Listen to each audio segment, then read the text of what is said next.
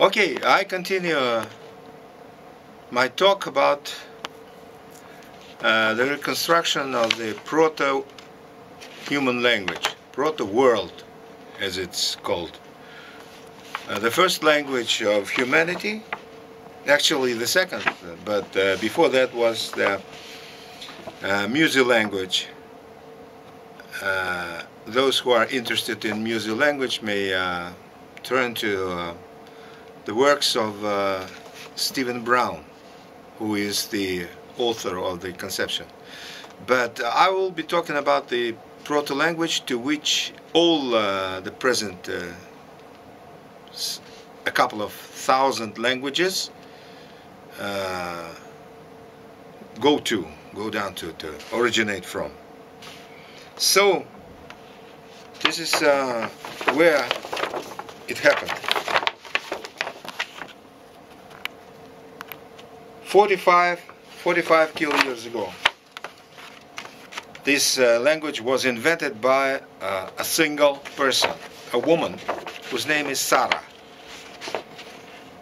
which means spark or sparkle. Now I won't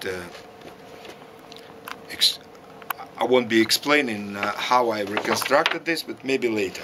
But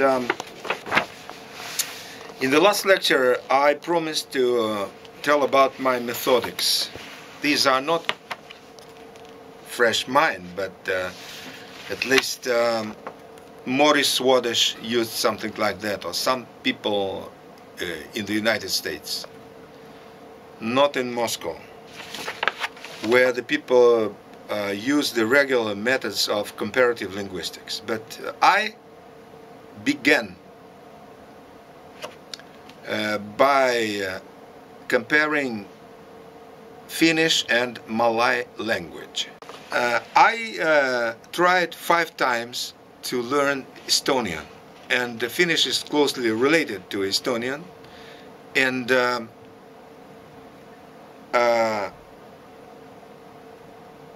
I tried to learn Malay as well in the embassy of the Indonesian Republic. And Malay and Indonesian are roughly the same language. It's called Bahasa Indonesia, Indonesian, and Bahasa Melayu, the Malaysian. And the ancestors of these languages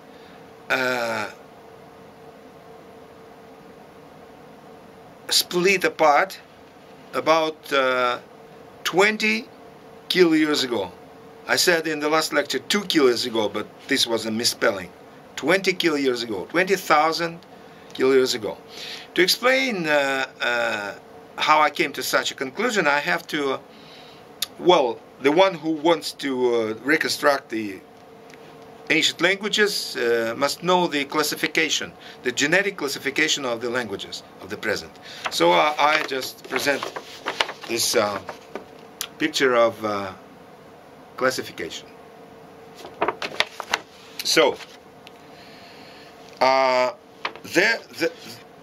there was the Nostratic language, some 12,000 years ago.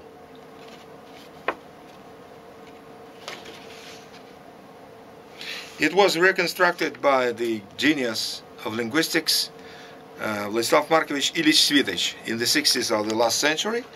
And to this mega family, and the proto-language of Nostratic language existed around 12 kilo years ago, belong 5 present linguistic families, or all the languages belonging to these families stem from this Nostratic language. So these are 5 linguistic families which belong to Nostratic megafamily: Indo-European, Uralic, Altaic, Dravidian, and Kartvelian. Kartvelian is Georgian, actually, Georgian language, and some closely related languages of Georgia and Turkey. And Georgia is the former Soviet Republic. So the Finnish belongs to Uralic. And Uralic consists of at least Finno-Ugrian, to which Finnish and Estonian belong, and the Samoyed or Samodian languages to which belong some languages which existed in the north of Russia, in the peninsula of Taimyr, for instance. One of the most northern peoples on earth lived there, or they lost their language. They are called Nganasan. They are Samodians, and their language is related to Finnish. So these here is Finnish, and Malay belongs to different linguistic group or mega family, which is called Austric. This Austric mega family existed 15 years ago, and it consists of Austro-Thai, Austroasiatic, and Miao-Yao, the strange Miao-Yao languages which exist in China. Austro-Thai is a combination of Austronesian and Thai Kadai languages, to which belongs the Thai language of Thailand, and to the Austronesian belongs the Malay language. And Austroasiatic, one of the examples of the Austroasiatic languages is Vietnamese, for instance, or Khmer of the Cambodia. And this Austric proto-language existed 15,000 years ago. And so these two proto, well, actually, I must say also about two other mega families, or one normal family, which is Ephraisian or Semito-Hamitic, to which belongs, for instance, Arabian language and Hebrew and some languages in the Middle East and in Africa. And Sergei Anatolyevich Starostin, another genial linguist, who died at the age of 53, and to which I was personally acquainted,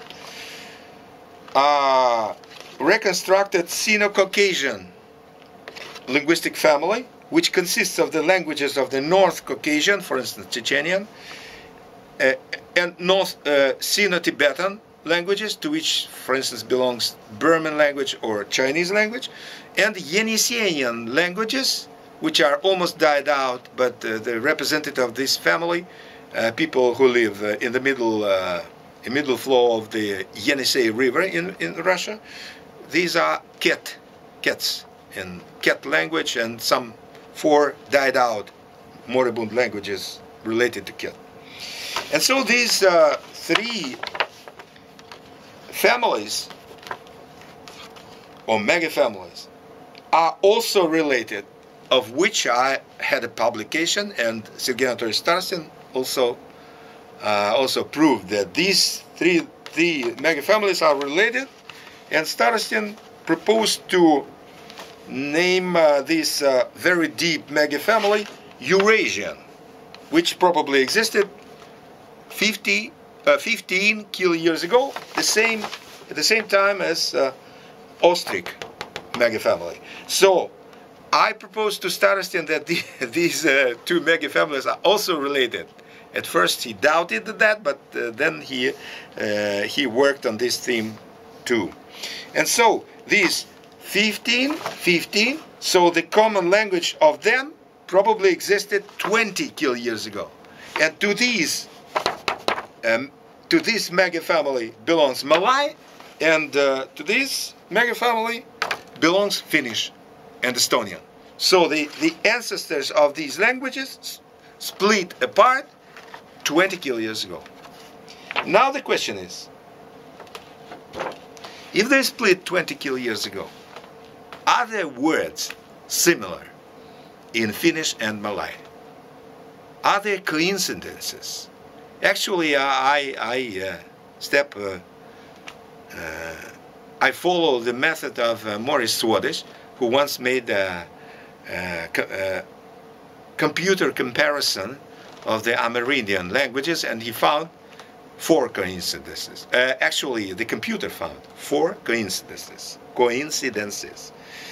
And so I was lucky. Actually, all it began with the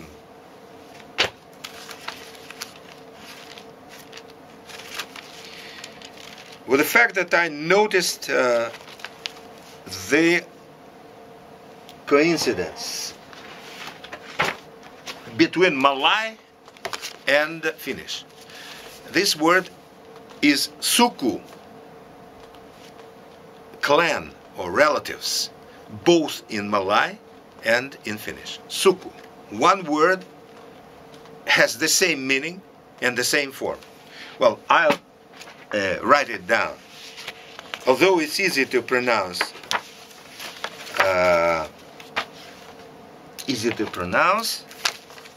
suku, but I'll write it down as well. Suku. In Malay and Finnish. Actually, in Estonian, it's pronounced sugu. So in Estonian, in very close related to Finnish language, this word changed, but in Malay and Finnish, it stayed the same for 20,000 years. Okay, next question. If there is one coincidence, and I found no other full coincidences between these two languages, both in meaning and form, how many similar words are in these languages? And so I started to compare. This is suku. It's tested, for instance, in Estonian, sugu ühe is copulation, sex. So probably the Latin sex, or the word from which the English word originates, is related to, etymologically related to this suku word, proto word, and maybe the Russian word suka, which means bitch. Okay, never mind. This is the first, suku. Then I pronounce the second. Ointment or grease. In Estonian, it's salv. In Malayan, salep. Salv, salep. Do you think that they are similar? Okay, salv, salep. If you shrug your shoulders, I'll try to analyze to what extent these two words resemble each other. Salv. Estonian. I have a special mark for Estonian. In my own writing, it's Estonian.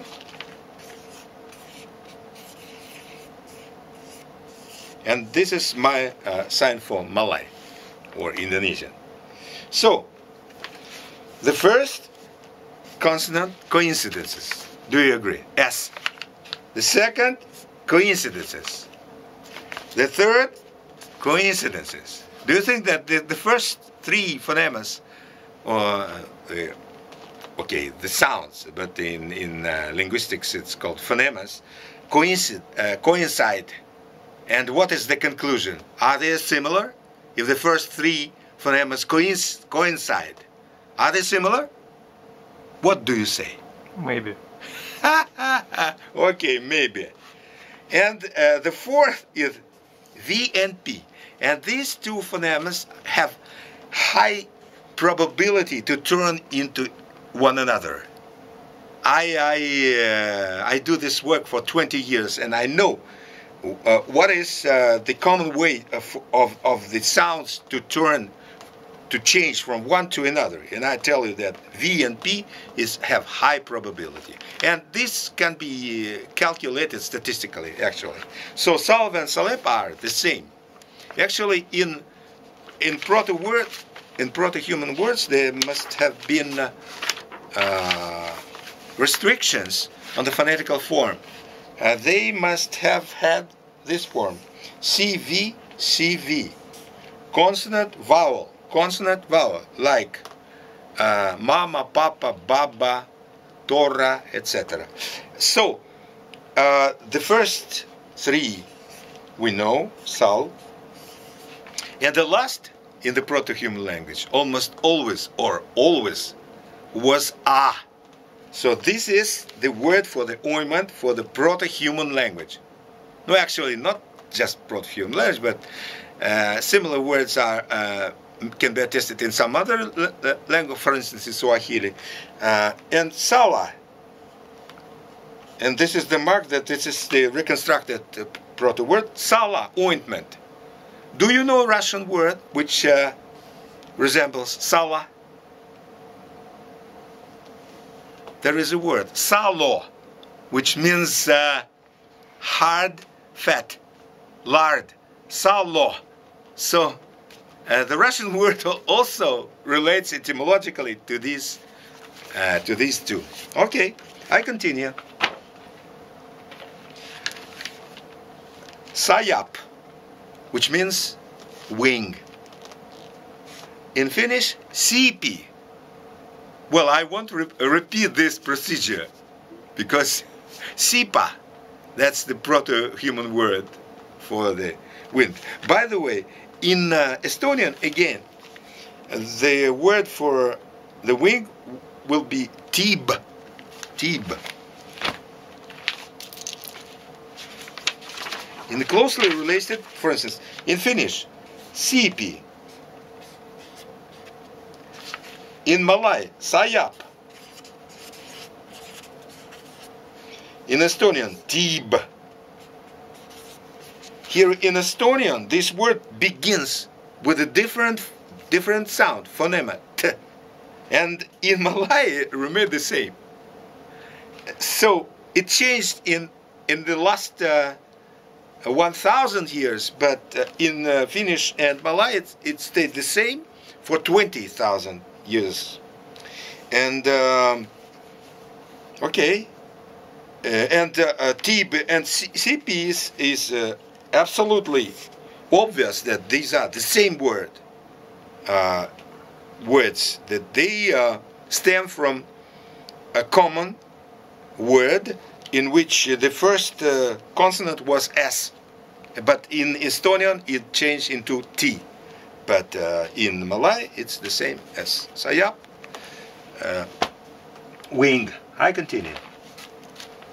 But without the analysis.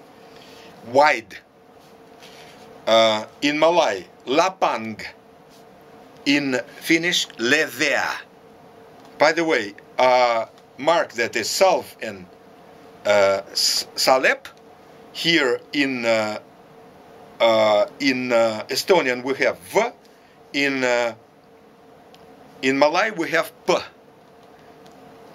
and the same in wide, lapang. In p, lapang. In Malay we have p, in Finnish we have v. So this is the regular correspondence. One sound in Finnish and Estonian, v. In two cases, in two examples, corresponds to the Malay p. And this is the basics of the normal linguistic method. If we have regular correspondences, so this is the proof that the words are cognates. So they stem from the one common original word. So, but here I have only two examples. If I have 10 examples, but maybe I'll have. So, very interesting song, not song, but word. In Finnish, to sing will be laulu, laulu.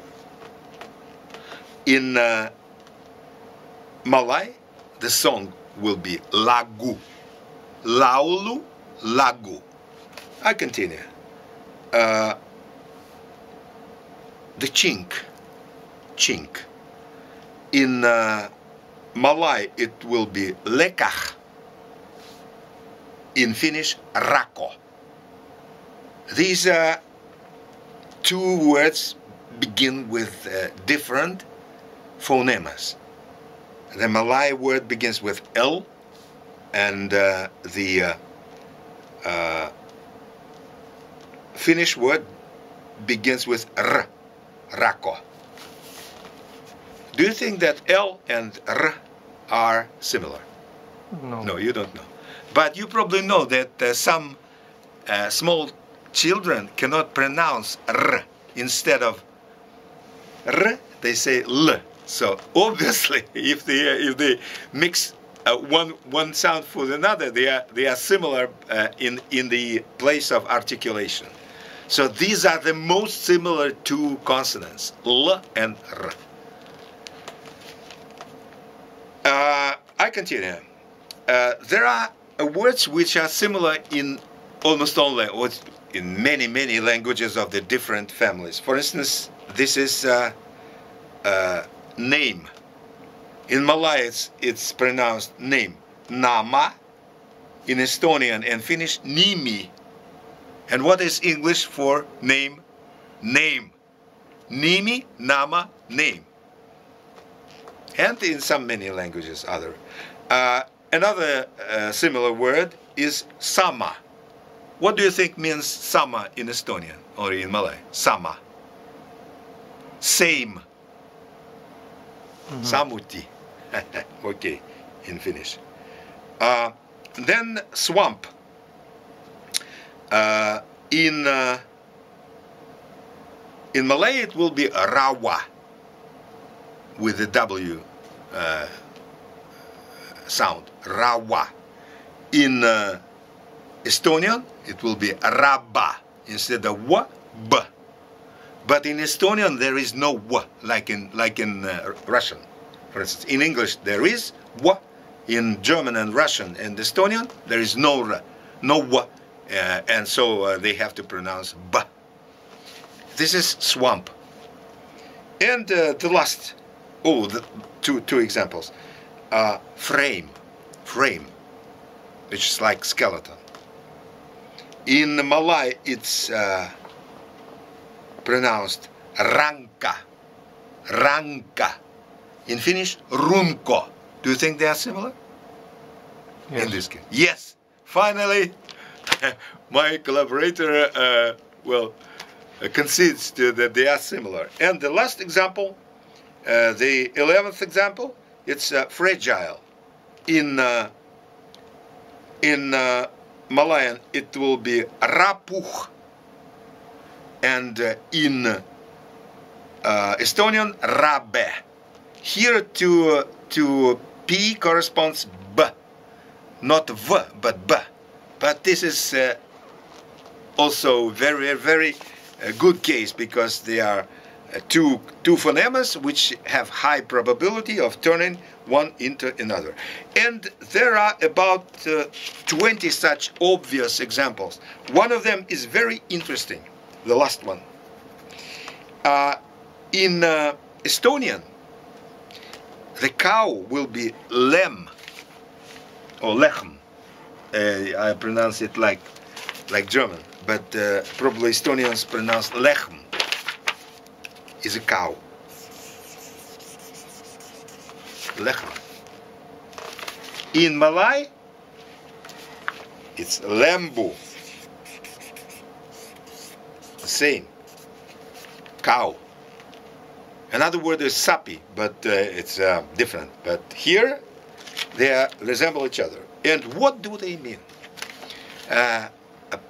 Probably the viewers know that there is a people related to Finnish who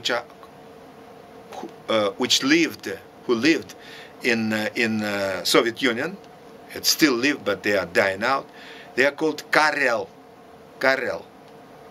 and which means in Finnish herders, because karja, it's herd.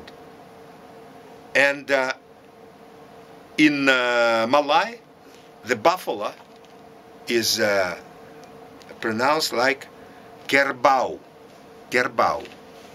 And in Russian, there is a word korova. All these three words begin with ker. Kerbau, korova, karja, kar, ker, kor, which is reconstructed like a horn. So, the male of this animal is its main attribute is the horn.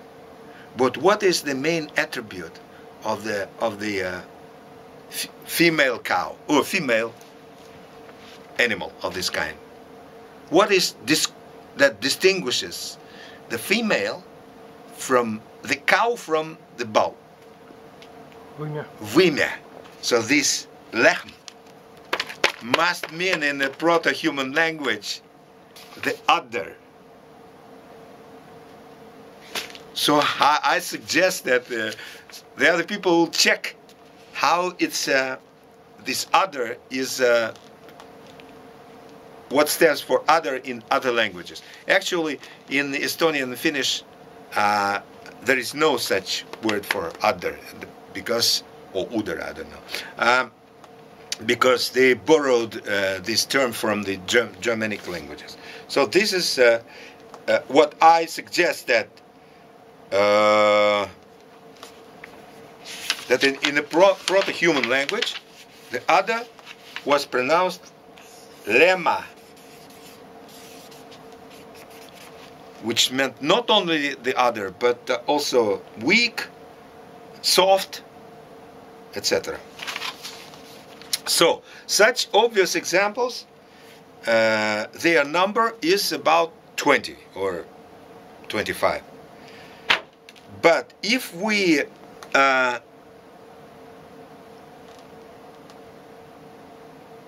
think of the words which have high probability to originate from the same proto-word in Finnish and Malay, or in Finnish, Estonian or Malay, how many could they be? What do you think of? Could it be 50? Could it be 100? Nobody knows. But I kept working, and I counted these obvious similar words with high probability of turning one into another, of originating from from the same word in the ancient times. So I list, and the last one,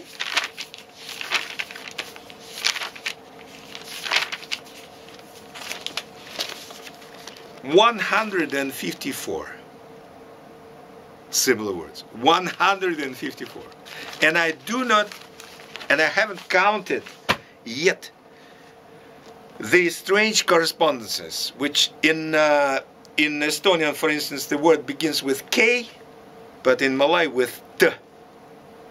K, K, K, and T are not very similar consonants, but there is a regular correspondence between them, and the number of cases where in similar words the Estonian begins with K and Malay begins with T are 34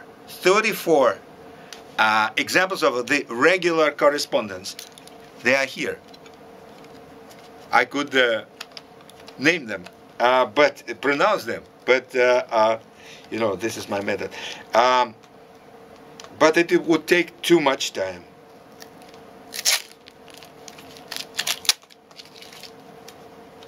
I take out, these are tickets for metro. And some they are, for instance, deaf. In Estonian, kurt. In Malay, tuli. Begins with the T. And here again we have R and L. In the third position, the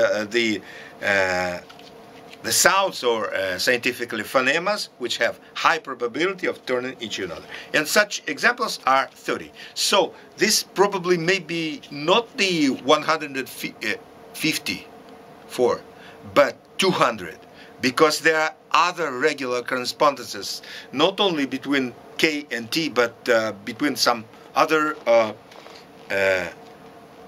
phonemas, which are numerous enough to be the regular correspondences. By the way,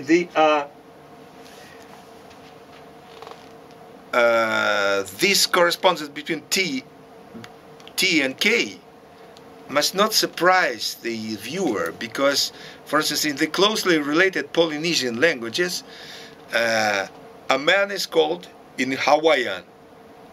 How a man is called in Hawaiian, Alexei? Do you know? No. Kanaka. Kanaka. But in Maori, this Kanaka is pronounced Tangata. In the closely related languages, in Hawaiian, K, in Maori, who live in New Zealand, T. And these are closely related languages. By the way, I know how to dance haka. Kamate, kamate, kaora, kaora, etc. Okay. Also, I know one Estonian. I don't know Estonian, but it is the 5th time that I try to learn Estonian. I learned one very nice Estonian patriotic song. Sudah kui sarutu tiusat kumaltrinnus tuksuma, kui sun nime suhuvitan pyhä Eesti isama. Head olen näin ja paha, minda joutsin kauattaa, minda elys jättä maha, sind ei iäl unustaa. Sinu rinnal onel hingat, kui mä vaivalt astusin, sinu ihke olen jounut, kui mä riimat huiskasin. That was very difficult, because in Estonian there is a vowel. In Russian also I pronounce it but in Estonian it's quite a bit. In Russian it's in Portuguese also but in Estonian it's in Finnish there is no such a word. So this is my method. So I found the 150 probable cognates between the languages which split, with the ancestors of which split apart 20,000 years ago. So any language which belongs to the families which split very long ago, with them this trick can be repeated. For instance, we can find the coincidences between Chechen and Portuguese. Chechen belongs, well, I just will name the time where the ancestors of these languages split. It's about 15,000 years ago. So in Portuguese there is a word for the lower jaw. It's pronounced mochila. Mochila. The same lower jaw is named is pronounced in Chechen mochhal. Mochila and mochhal. And I think it's related to the word mix or mexer mexer in Portuguese. Actually, I found this the chu will sound like meshat in Estonian, but let's drop it. We have, or for instance, we have in Hausa language the word for dew. The word for dew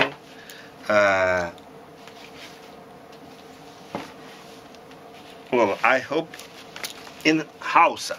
Hausa belongs to a Frisian family, and the Hausa live in Nigeria. And the word for dew will be Ra. This is a strange beer, Raba, or Rada, like that, Raba. It's not very similar to dew, but in Russian, dew will be Rosa. Rosa, the same dew. So these words survived almost in the same form in Hausa and in Russian. In I found the words like in Quechua, or in Finnish. And we must compare all these languages very decently related in search for coincidences. And these coincidences, I predict, must number about 100 or like that. And now I have a little time. Little time is left, so I have to relate very interesting thing. Can there be a time machine, for instance, in general? No, but I boast of reconstructing the thoughts of a woman who invented language 45,000 years ago. How can I prove it? In Malay, there is a word for the lungs, and it's pronounced paru-paru.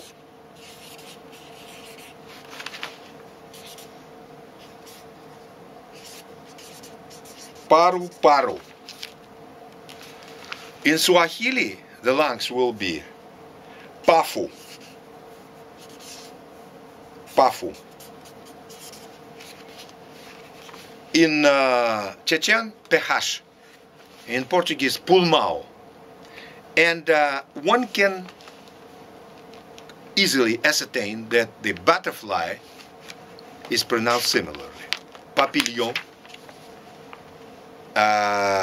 butterfly, and some other. So I cannot now remember them by heart, and I have no time to look into the notes. But believe me, there is a lot of similar designations for the butterfly.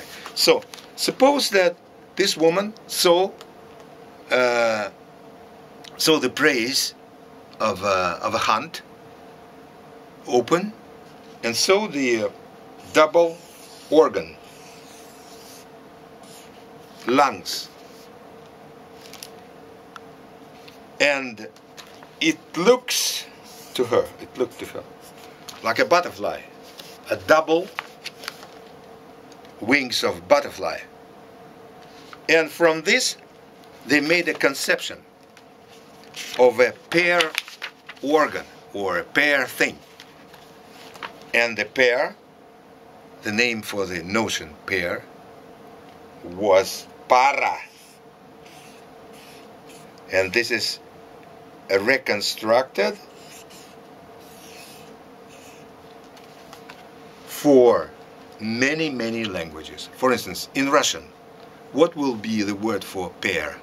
Para. Para in Russian. So it's a paired object with two parts, which is called para. So first there were concrete associations between two objects similar, and from this was born the conception of the paired organ or paired something, para.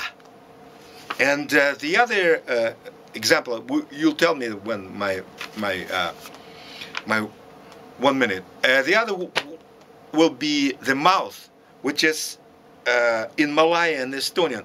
For instance, kir, this tuhari, and hir is mouth, and very similar in Malay. So the notion for the mouth was this an animal which is always hurrying and which is fears everything.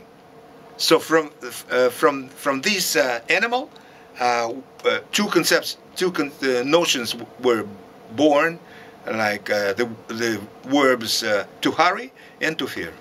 And this is all for today.